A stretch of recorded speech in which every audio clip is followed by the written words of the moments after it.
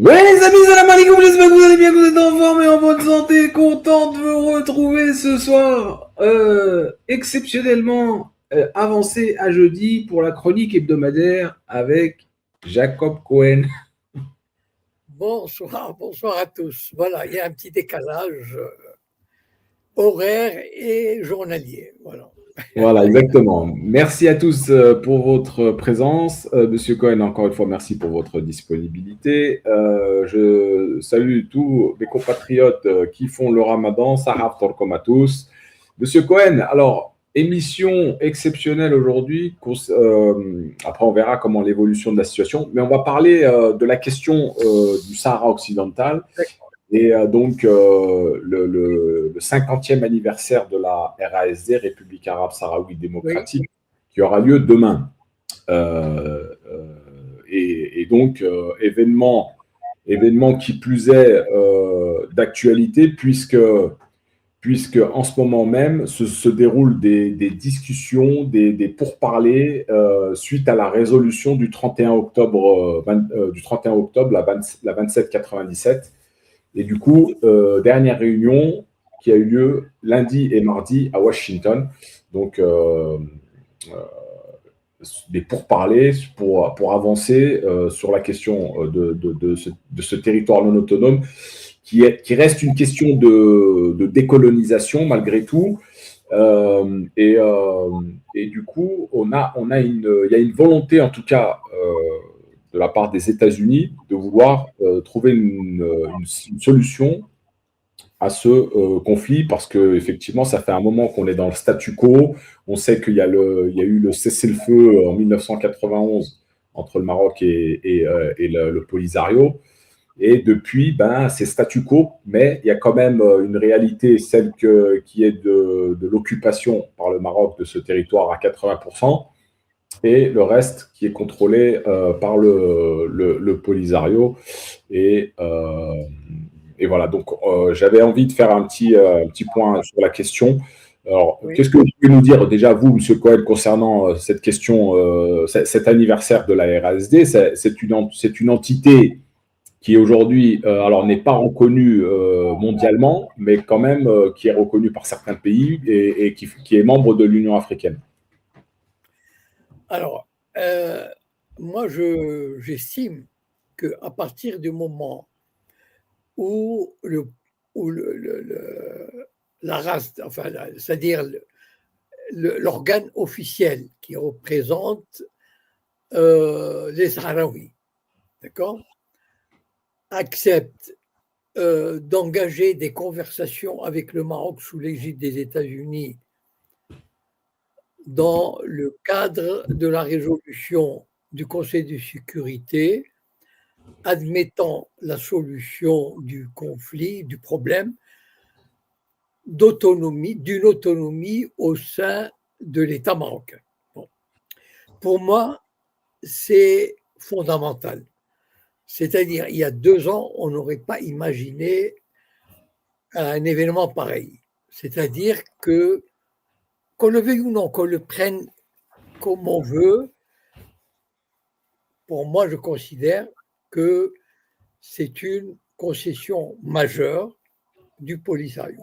C'est-à-dire, il accepte, il ne court plus après le référendum qui irait vers l'indépendance. L'indépendance est désormais n'est plus d'actualité. Voilà. De quelque façon que ce soit, ni par référendum, ni par négociation. D'autant plus que le Conseil de sécurité représente quand même un organe, qu'on le veuille ou non,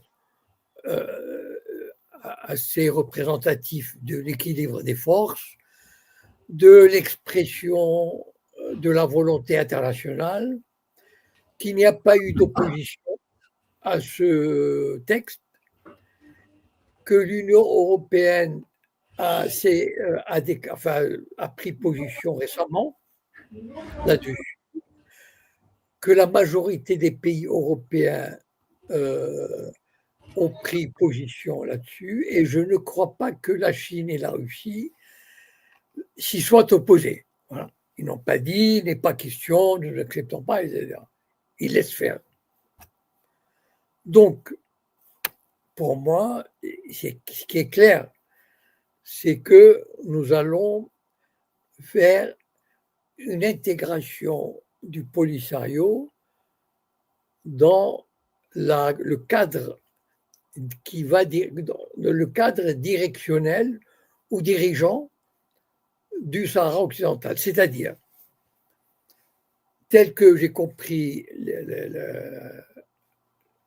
la chose, c'est que le Maroc et le Polisario vont discuter du degré d'autonomie du Polisario. C'est-à-dire, c'est quoi? Parce que, en fait, le Polisario reconnaît la souveraineté marocaine sur le Sahara. Bon, ça, c'est un fait. Mais il va demander, et c'est ça l'objet des négociations, il va demander l'autonomie la plus large possible. C'est-à-dire, il va probablement demander, je ne sais pas ce qui va sortir de cette, probablement Wali semble avoir quelques éléments dont il nous fera part tout à l'heure. Mais le Polisario va chercher à avoir, par exemple, un organe législatif, c'est-à-dire l'organe qui prendra les lois et les règlements concernant le territoire du Sahara occidental, en matière de police, en matière de pêche, en matière d'exploitation des mines, qui négocie avec les sociétés étrangères, comment répartir les bénéfices, etc. Voilà. Donc, il y aura probablement, les discussions vont tourner autour de cet aspect. C'est-à-dire, le gouvernement marocain n'aura pas autorité totale sur le Sahara occidental. Nous ne sommes plus dans la province de Casablanca ou de Tanger, où la monarchie marocaine a toute latitude pour imposer sa loi, qu'elle soit pénale, économique, commerciale, etc. Il y aura un organe législatif, je ne sais pas quelle forme il prendra, tout ça va faire partie des négociations. Il y aura un organe législatif, exécutif, judiciaire, économique, qui va prendre des décisions. Alors, quel est le pourcentage des Marocains, quel est le pourcentage des Sahraouis qui seront représentés? Est-ce que les décisions qu'il prendra seront exécutoires? Est-ce que le Maroc aura ou non un droit de veto? Vous voyez dans quel sens vont aller les négociations. Évidemment, on va trouver un équilibre, c'est-à-dire les Sahraouis vont demander 100%, les Marocains vont donner 10% et on va trouver 60%. À peu près, je dis ça comme ça. Vous voyez le schéma qui est en train de se mettre en place. Mais je ne me fais pas d'illusions. Voilà, je vous dis dès maintenant que quel que soit l'accord qui sera obtenu,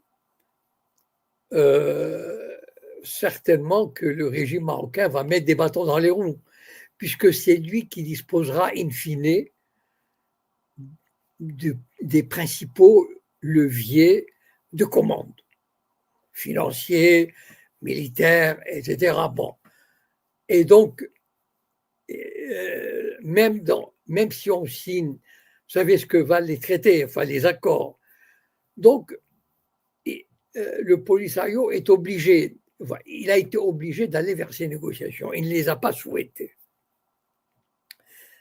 Pour lui, pendant 50 ans, c'était le référendum pour l'indépendance ou rien. Voilà. Mais il était obligé d'y aller. Ah, bon. Et il est allé. Et il y va, et donc ils vont trouver un compromis. Mais il faut, encore une fois, c'est un compromis qui va être à la merci de la pratique concrète. Voilà. Et là, ça sera une autre paire de manches. Voilà. Je veux dire, vous savez, bon, les Marocains, ils ne vont pas jouer du genre, oui, bien sûr, on vous donne les phosphates à 99%, etc. Bon, il faut pas rêver, on n'est pas dans un conte de fées. Donc voilà comment je vois la situation. La situation va petit à petit, à mon avis, disons, se stabiliser, non pas c'est pas le mot que je cherche, comment dire, va rentrer dans une espèce d'intégration progressive du Polisario. Probablement, le régime marocain essaiera de donner des avantages, mais tout ça, ce sont des spéculations sur le futur. Ce qu'il faut voir, à mon avis, c'est que on est entré dans le cadre, c'est fini, l'indépendance du Sahara occidental est du passé. Voilà. Et donc, on va rentrer dans un cadre de collaboration pour se partager les richesses et comment dire,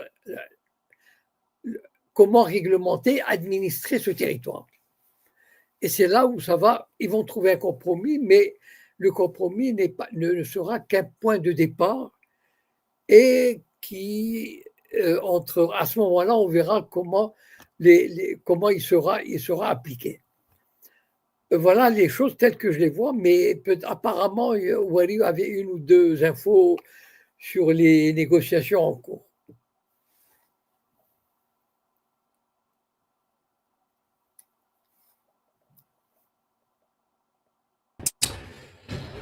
Alors oui, Monsieur Cohen, effectivement. Alors bon, j'ai des informations. C'est ce qu'on a pu voir, on va dire si on peut appeler ça des fuites des dernières réunions qui se sont déroulées, celle du 8 et 9 et celle du 23-24. Hein. Donc pour la première réunion qui a eu lieu à Madrid, il en est sorti. D'ailleurs, la fuite a mal été, comment dire, ça a mal été pris par les dirigeants, les représentants de la diplomatie américaine, puisqu'ils avaient, ils avaient en fait, euh,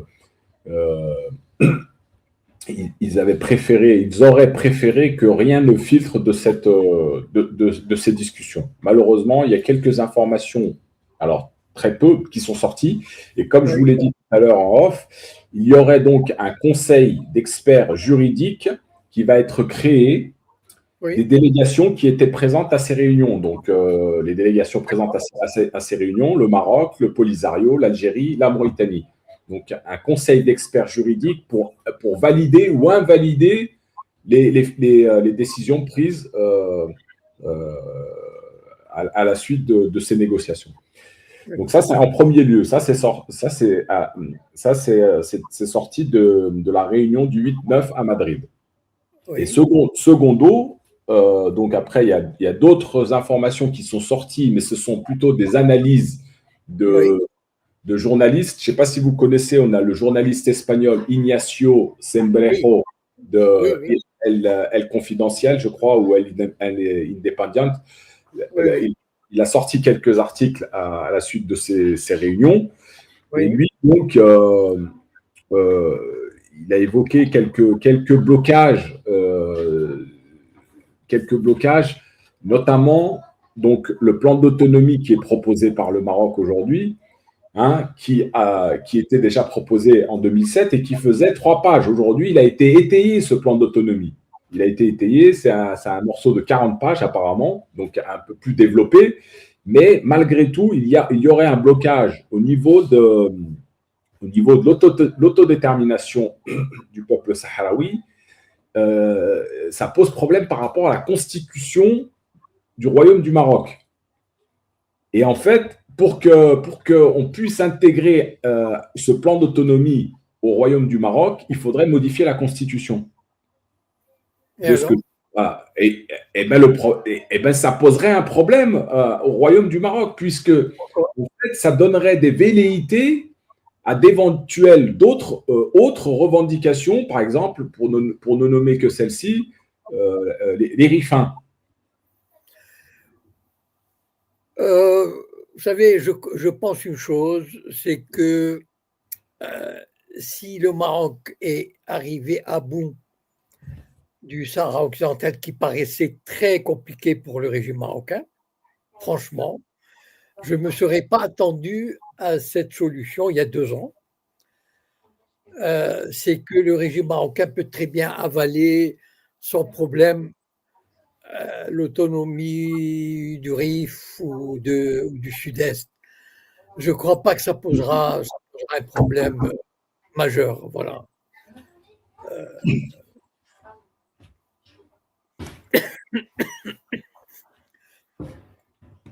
Pardon.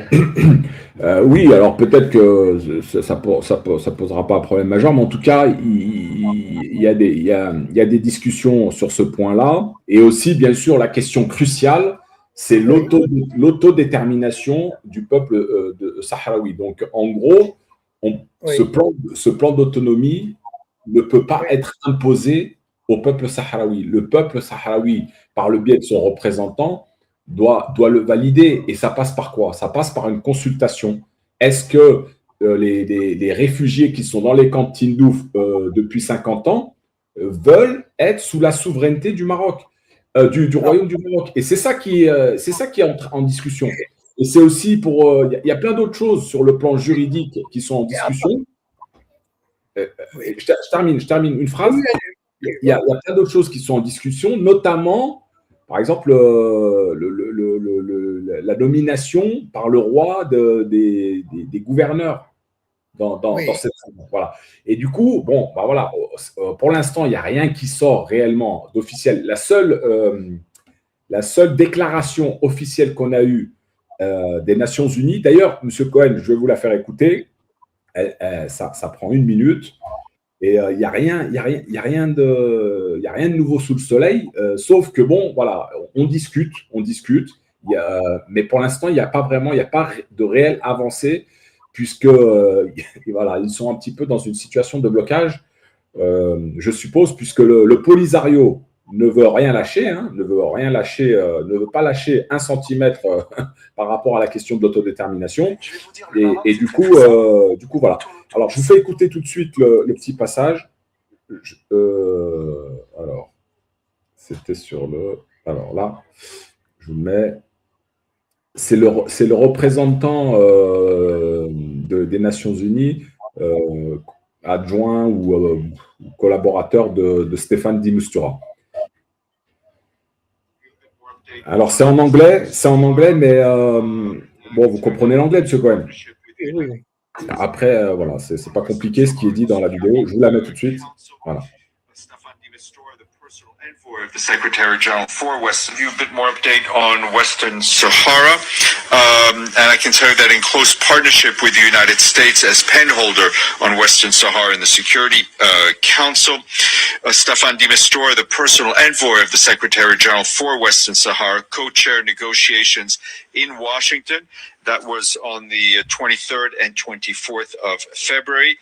That was co-chaired with Ambassador Mike Waltz, a permanent representative of the U.S., and with vital support from the senior advisor for Arab and African affairs to the U.S. President, Massad Boulos. This was the third co-chaired interministerial meeting on Western Sahara since January. The negotiations saw in-depth discussions taking as a basis Morocco's autonomy proposal as per Security Council Resolution 2797. This is encouraging, and significant work will still be required, including on the key issue of self-determination for the people of Western Sahara to reach a mutually acceptable solution to the conflict. Voilà. Ok. Donc, Non, mais il n'y a rien de nouveau, à part le fait non, c'est pas ça. Non, je suis désolé. Je vais vous donner mon point de vue et puis après, vous donnerez le vôtre. Il est évident que le peuple sahraoui, ceux qui sont à Tindouf, ils sont représentés par leur gouvernement. Enfin, je ne sais pas, ils ont un gouvernement. Bon. Et ce gouvernement, il est en train de négocier une autonomie. D'accord. Bon, la plus large possible, la plus effective possible, celle qui donnerait le plus de droits à la population locale lorsqu'elle rentrera des plus de garanties, etc.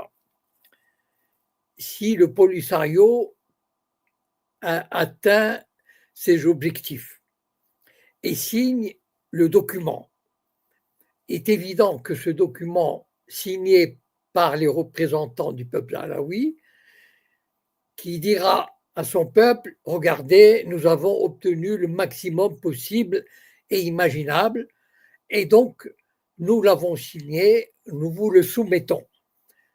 Je vois mal comment le peuple alaoui qui vit depuis 50 ans dans des baraques et des tentes va dire non à un projet qui a été signé, authentifié par ses représentants.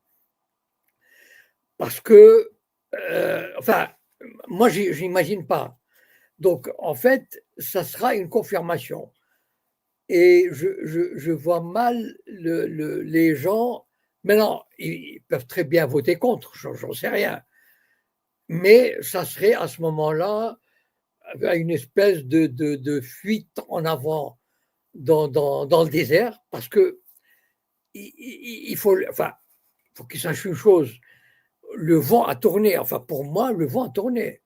C'est-à-dire, voilà, malheureusement, je le dis avec tristesse, ce que vous voulez, mais il y a des réalités internationales, il y a des réalités diplomatiques qu'on ne peut pas comme ça balayer du revers de la main. Voilà. C'est-à-dire, on est arrivé à un point où il y a un consensus international qui milite pour cette autonomie dans le cadre de la souveraineté marocaine. Bon. Le Polisario l'a accepté. Il va tenter d'obtenir le maximum. Voilà. Le maximum d'autonomie, le maximum de garanties, etc. Bon. Et ils vont trouver un compromis là-dessus. Vous savez, ça va durer des mois encore. Hein. Nous spéculons. Mais le cadre, c'est ça. Après, une fois que le document, si le Polisario le signe, il va dire à son peuple, regardez ce que nous avons obtenu, nous ne pouvons pas mieux obtenir, nous l'avons signé, est-ce que vous l'acceptez? Moi, franchement, je vois mal comment le peuple peut dire non. Enfin, après, j'en sais rien. Peut-être vous les avez vus de près, j'en sais rien, mais je pense comme ça, a priori, que le peuple alaoui consulté apportera l'onction démocratique. C'est ça l'autodétermination. C'est-à-dire que le peuple alaoui réfugié à Tindouf apportera une caution démocratique à l'accord signé par ses représentants.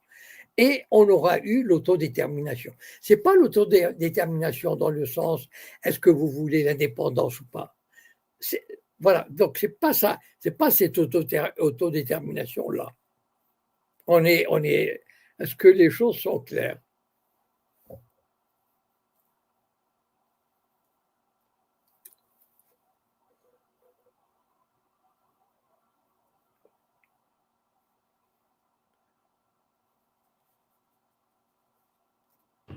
Oui, M. Cohen. Donc, j'entends votre avis, il n'y a pas de souci. Vous avez votre analyse sur la question.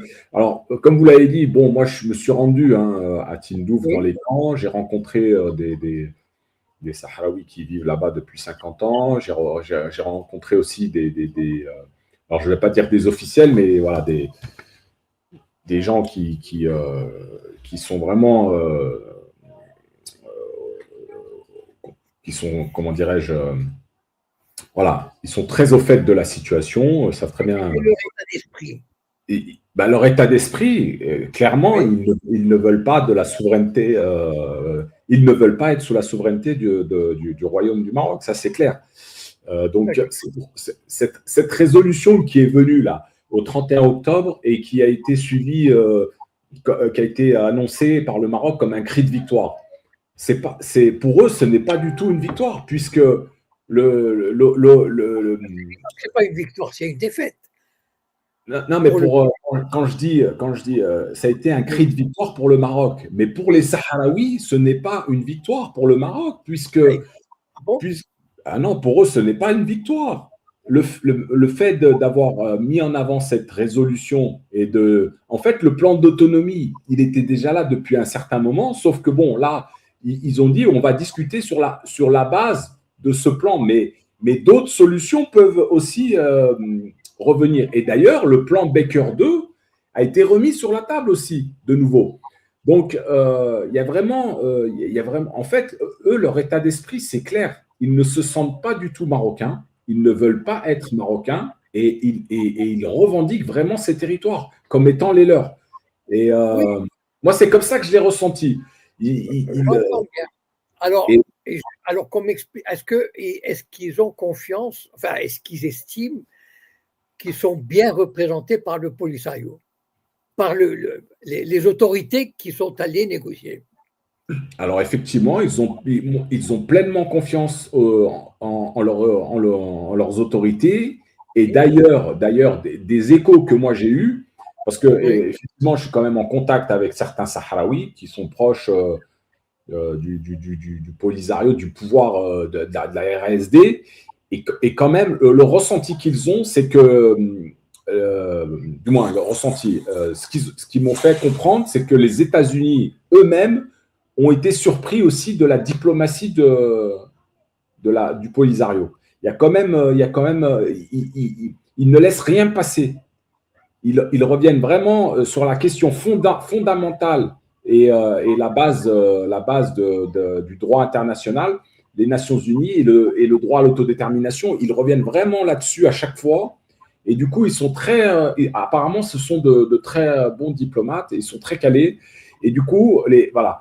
Maintenant, on sait pourquoi les États-Unis, on le sait très bien, vous-même, vous le savez, M. Cohen, les États-Unis, ils agissent ainsi, parce que déjà, premièrement, c'est le porte-plume de la dernière résolution, et secondo, c'est aussi par rapport à ces accords d'Abraham que le Maroc a signés, et ils sont quelque part redevables au Maroc, ils soutiennent la position du Maroc, mais ils ne peuvent pas aller au-dessus du droit international.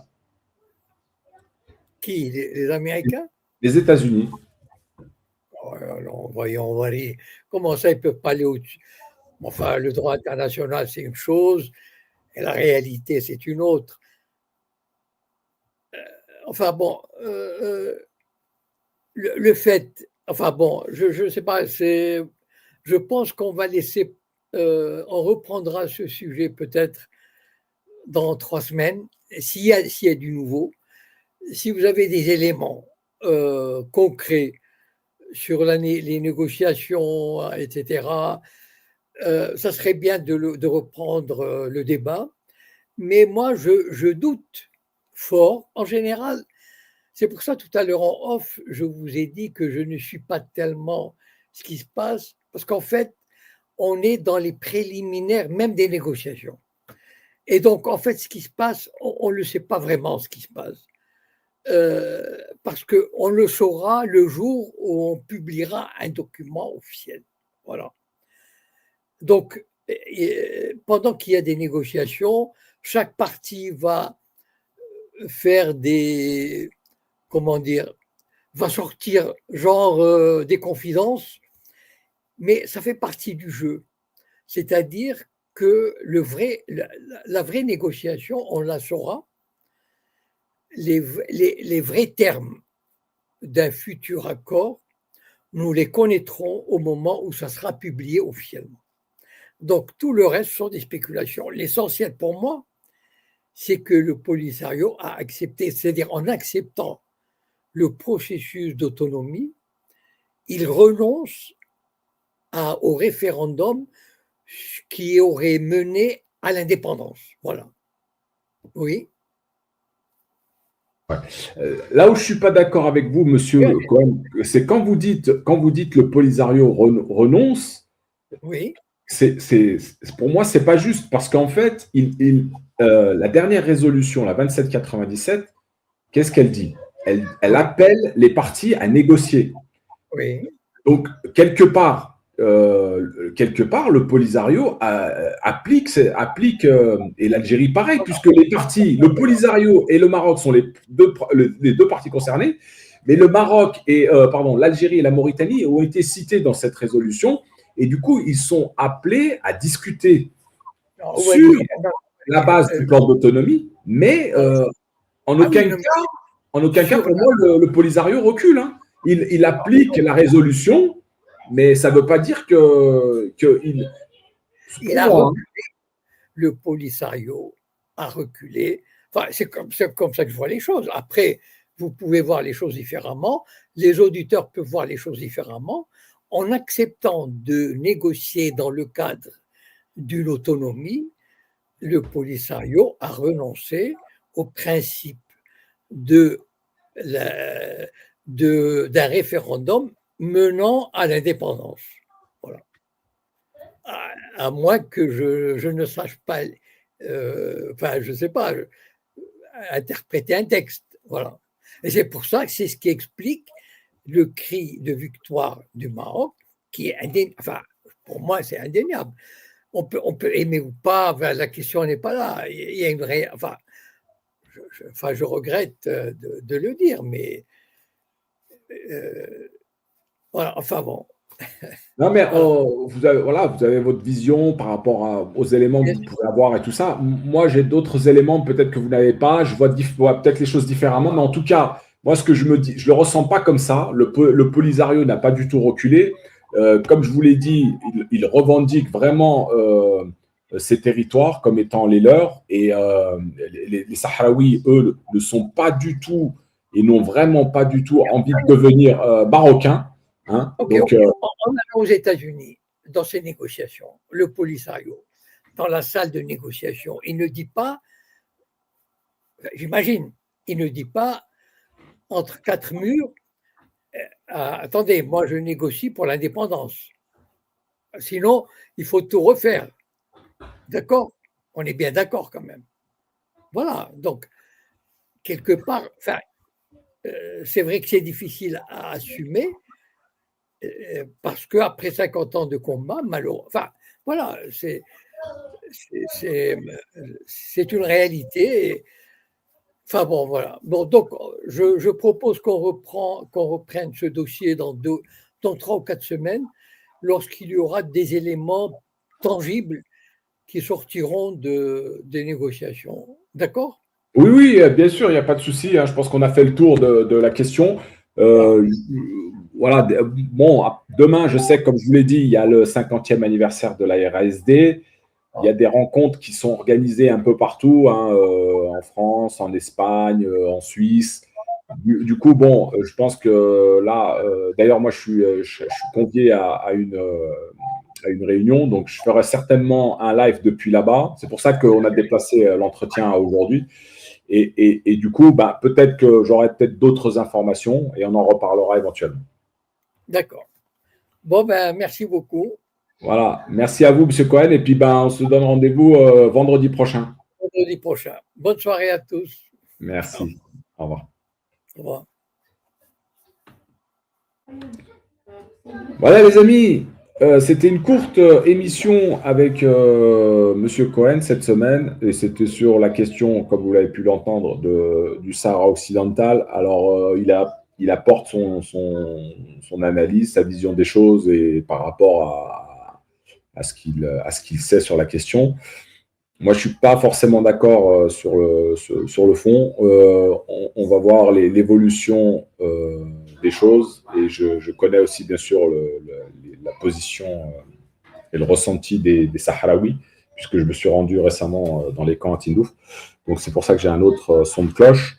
Mais on va attendre de voir comment vont évoluer ces discussions et on en reparlera dans les prochaines émissions. Voilà, je vous donne rendez-vous vendredi prochain avec M. Cohen pour la chronique hebdomadaire. Que la paix soit sur vous. Salam alaikum.